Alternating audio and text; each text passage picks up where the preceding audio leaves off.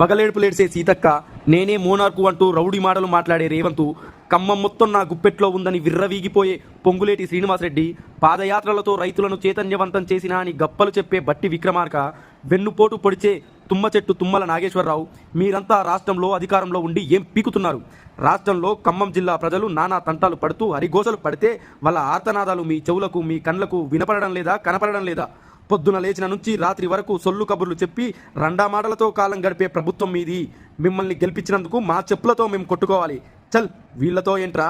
తిరుగుపాటు తారా స్థాయికి ఎగిరేసి నువ్వు నేను కలిసి జతగట్టి గొంతెత్తి పిడికిలి బిగించి ఒక్కసారి పోరాడితే పోయేదేముంది బానిస సంఖ్యలు తప్ప అనే నినాదాన్ని గొంతు నిండా పలుకుతూ మళ్ళీ ఒకసారి మనమేంటో, మన ఆత్మస్థైర్యమేంటో, మన పోరాట పటిమలేంటో ఈ లుచ్చా కాంగ్రెస్ పార్టీకి మళ్ళీ ఒకసారి గుర్తు చేద్దాం. సోదరా, కదలిరా, లే కదలిరా.